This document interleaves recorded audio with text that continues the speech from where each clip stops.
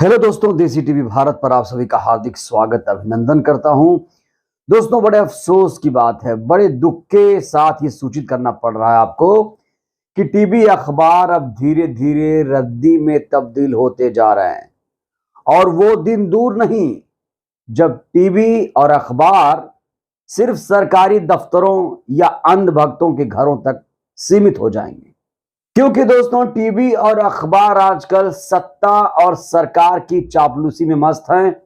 इनकी सारी खबरें सत्ता और सरकार की तारीफ के पक्ष में झुकी हुई होती हैं। और टीवी खोलिए या आप अखबार खोलिए, हर जगह से आपको जनहित के जो मुद्दे हैं वो गायब मिलेंगे। चाहे वो गरीबी का मामला हो, बेरोजगारी का मामला हो, भुखमरी का मामला हो, कोई भी जनहित का जुड़ा मुद्दा मामला हो, महंगाई का मामला हो, ये मुद्दे आजकल TV media, main stream media और अखबार से दोस्तों गायब होते जा रहे हैं। दोस्तों, वैसे देश में इस समय सबसे बड़ा मुद्दा क्या चल रहा है जानते हैं? इस समय सबसे बड़ा मुद्दा छाया हुआ है हर जगह सोशल मीडिया में, जातिगत जनगणना। एक इतिहास रचा गया है बिहार में। ना सिर्फ वहां पर जातिगत जनगणना कराई गई, बल्कि जातिगत जनगणना कराने के साथ साथ तत्काल प्रभाव से उसके आंकड़े भी जारी कर दिए गए। और दोस्तों, बिहार ऐसा पहला राज्य बन गया जिसने जातिगत जनगणना सही तरीके से कराई। और इसको लेकर बीजेपी के जो नेता हैं वो परेशान हैं। अब बीजेपी परेशान है, सत्ता सरकार परेशान है। तो भला सोचिए, टीवी अखबार में इतनी हिम्मत कहां कि टीवी में जातिगत जनगणना के कुछ पक्षों के बारे में, कुछ लाभ के बारे में डिबेट हो, या यूं कहें कि अखबार में कुछ संपादकीय छपे। ऐसा बहुत कम होता है दोस्तों, ना के बराबर हो रहा है।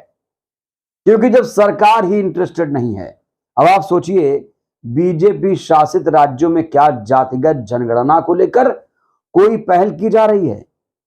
क्या केंद्र सरकार, मोदी सरकार इसको लेकर कोई पहल कर रही है? नहीं कर रही है दोस्तों।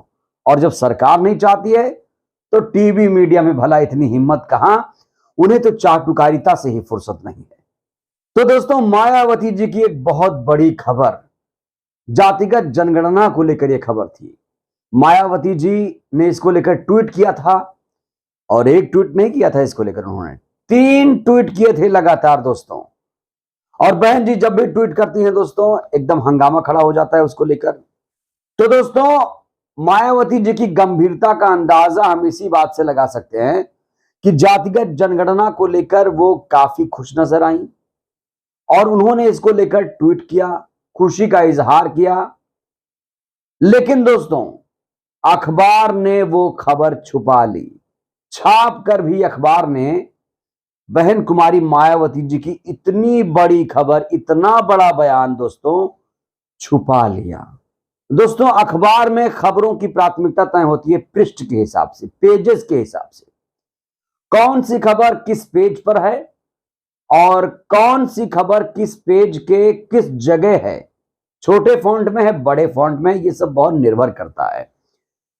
तो ये जो खबर है जातिगत जनगणना के मुद्दे पर बहन कुमारी मायावती जी का जो बयान आया था, इस खबर को दोस्तों अमर उजाला के अखबार ने फ्रंट पेज पर नहीं दिया, दूसरे पर नहीं दिया, तीसरे पर नहीं दिया, चौथे पेज पर भी नहीं दिया, 5वें पर भी नहीं दिया, 6वें पर नहीं दिया, 7वें पेज पर जगह नहीं दी, 8वें पेज पर जगह नहीं दी, जाके 9वें पेज पर इस खबर को जगह दी। और इतनी सी जगह दोस्तों, इतनी बड़ी खबर को इतनी सी जगह दी गई और खबर भी आधी अधूरी छापी गई थी। तो दोस्तों, पहले मैं आपको पढ़कर सुनाता हूं कि अखबार ने क्या छापा, और मैं वो खबर भी आपको बताऊंगा जो बहन कुमारी मायावती जी ने ट्वीट किया था जातिगत जनगणना को लेकर। तो अखबार ने क्या छापा, जरा ध्यान से सुनिएगा दोस्तों। अखबार ने इस खबर को कैसे लिखा है ये मैं आपको पढ़कर सुनाना चाहता हूं। इतनी बड़ी खबर को कैसे छोटा करके दिखाया गया है जिससे आप अंदाजा लगा पाए। दोस्तों, अखबार ने लिखा है कि बसपा की राष्ट्रीय अध्यक्ष एवं पूर्व मुख्यमंत्री मायावती ने कहा, बिहार सरकार द्वारा कराए गए जातीय जनगणना के आंकड़े सार्वजनिक होने की खबरें सुर्खियों में हैं। यूपी सरकार को अब अपनी नीयत और नीति में जन भावना और जन अपेक्षा के अनुसार सुधार करके जातीय जनगणना और सर्वे अविलंब शुरू करा देना चाहिए। 3 ट्वीट किए थे। मैंने कहा कि जातिगत जनगणना के मुद्दे पर वो काफी मुखर होकर बोल रही हैं। बहन जी ने इसका समर्थन भी किया है और नीतीश कुमार की तारीफ भी की है, बिहार सरकार की तारीफ भी की है। चलिए, एक कदम तो कम से कम उठाया गया। तो दोस्तों, इतनी बड़ी खबर को अखबार ने यहां पर जगह दी है। और दोस्तों, आपको जानकर ताज्जुब होगा, जिस जगह पे मायावती जी की खबर है, ठीक उसी के बगल में ओम प्रकाश राजभर जी की भी खबर छपी है, ठीक उसके बगल में दोस्तों। और जो फॉन्ट मायावती जी का है, उससे बड़ा फॉन्ट अखबार ने सुभाषपा अध्यक्ष ओपी राजभर साहब को दिया है। क्या है खबर? यूपी बड़ा प्रदेश 4 भागों में हो बंटवारा, ओम प्रकाश राजभर। तो देखिए, 9वें पेज पर, अखबार के 9वें पृष्ठ पर यह खबर दी गई। ओम प्रकाश राजभर की खबर के बगल में यह खबर छापी गई। बहन कुमारी मायावती जी की खबर का फॉन्ट जो था, ओम प्रकाश राजभर की खबर के फॉन्ट से छोटा दिखाया गया। ये क्या दर्शाता है? इसीलिए दोस्तों बसपा सुप्रीमो कहती हैं, इसीलिए कहती हैं कि जो मीडिया है वो जातिवादी है, मनुवादी है, वो फर्जी खबरें फैलाने में माहिर है और ये हमारी छवि हमेशा बिगाड़ने का काम करता है। दोस्तों, ये मैं बातें ऑन रिकॉर्ड इसलिए कह पा रहा हूं क्योंकि बसपा सुप्रीमो ने इसको लेकर ट्वीट भी किया था कि जो मीडिया है लगातार फर्जी खबरें फैला रहा है और वो मेरी छवि भी खराब कर रहा है।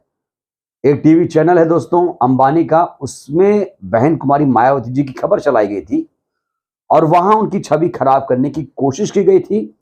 बाकायदा बहन जी ने उसको लेकर ट्वीट भी किया था। तो दोस्तों, 3 ट्वीट्स किए थे बसपा सुप्रीमो ने जातिगत जनगणना के मसले पर, और जो अखबार ने छापा है, तीनों ट्वीट से मिलाकर एक एक लाइन ले लिया है। दोस्तों, ये भी एक गड़बड़ झाला है अपने आप में। अब बसपा सुप्रीमो ने कहा था कि ये जो खबरें हैं आजकल काफी सुर्खियों में हैं और इस पर बहुत ज्यादा चर्चा हो रही है। कुछ पार्टियां असहज हैं, उनका इशारा भाजपा की तरफ था, लेकिन बीएसपी के लिए ओबीसी के संवैधानिक हक के लंबे संघर्ष की ये पहली सीढ़ी है, ये कहा था बसपा सुप्रीमो ने। दोस्तों, एक नेता जो देश की सबसे बड़ी तीसरी पार्टी की राष्ट्रीय अध्यक्ष है, उसकी खबरें ओपी राजभर के बगल में लगाई जा रही हैं, 9वें पेज पर फेंक दी जा रही हैं। इसे क्या कहा जाए दोस्तों? ये विडंबना नहीं तो और क्या है? तो दोस्तों, इसका आखिर समाधान क्या है? समाधान यही है, सावधानी। सावधानी से अखबार पढ़िए, सावधानी से टीवी देखिए। और दोस्तों, मैं तो आपसे यही अपील करूंगा कि अपना कीमती समय वहां मत दीजिए जहां आपकी कीमत नहीं है। जो लोग आपकी खबरें नहीं दिखाते हैं, उनकी खबरें आप क्यों पढ़ेंगे?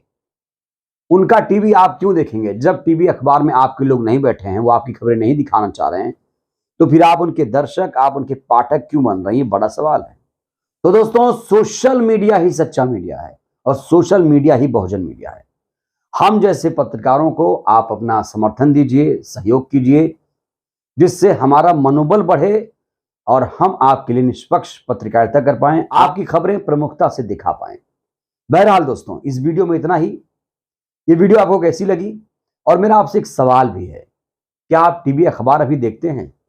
कमेंट करिएगा, अपनी राय आप दीजिएगा। आपकी राय मेरे लिए बहुत ज्यादा महत्वपूर्ण है। और आप वीडियो को लाइक करिए, चैनल को सब्सक्राइब करिए, वीडियो को जन जन तक पहुंचाइए, जिससे बहुजन समाज जागरूक हो। जय भारत, जय संविधान।